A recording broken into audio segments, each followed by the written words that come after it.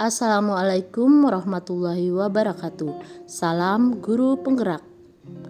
Perkenalkan, kami CGP Angkatan 6 Kabupaten Dompu dengan moderator Jayadi SPD, penyaji Rahmatia Eskel, dan penjawab Nurhairunisa SPD.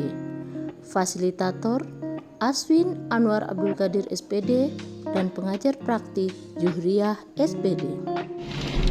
Dari Bandara Sultan Salahuddin Bima ke arah timur, kita akan menuju daerah Kabupaten Dompu yang akan melewati wilayah Kabupaten Bima.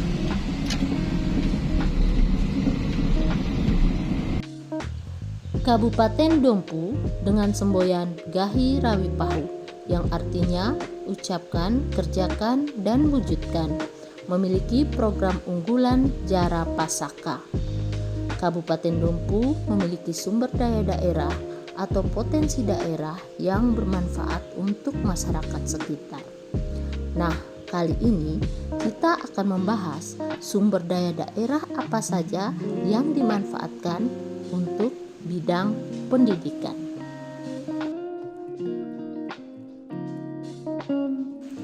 Pertama, aset manusia, yaitu murid, kepala sekolah, guru, tenaga kependidikan, orang tua murid, masyarakat sekitar, pengawas, dinas terkait, dan pemerintah daerah. Pemanfaatannya, murid sebagai objek yang terdidik, kepala sekolah sebagai pemimpin, manajer, dan pengambil kebijakan di sekolah, guru sebagai pendidik yang mentransfer ilmu ke murid, tenaga kependidikan sebagai pelaksana administrasi dan memfasilitasi perlengkapan sekolah, orang tua murid sebagai pendukung pembelajaran bagi murid, masyarakat sekitar sebagai pendukung dan kontroler, pengawas sebagai kontrol dan pembina terhadap kegiatan sekolah, dinas terkait sebagai perpanjangan tangan ke pemerintah daerah sebagai pemegang kekuasaan tertinggi daerah yang mengawasi dan mengatur lembaga pendidikan. Kedua, aset sosial, yaitu gotong royong dan komunitas praktisi. Pemanfaatannya menumbuhkan dan meningkatkan rasa kekeluargaan, kebersamaan, dan sepenanggungan sebagai wadah kolaborasi dalam mengembangkan kompetensi guru yang kreatif dan inovatif serta meringankan beban orang lain. Ketiga, aset fisik, yaitu server atau jaringan internet pusat, alat atau mesin pembuatan pakan milik BUMDes, dan mobil perpustakaan. Pemanfaatannya sebagai sarana dalam kegiatan ANBK, sebagai sarana pembelajaran bagi murid untuk pelaksanaan praktik pembuatan pakan, dan sebagai sarana pembelajaran bagi murid untuk meningkatkan literasi dan menambah wawasan. Keempat, aset lingkungan alam, yaitu jagung, porang, padi, sapi, dan ikan.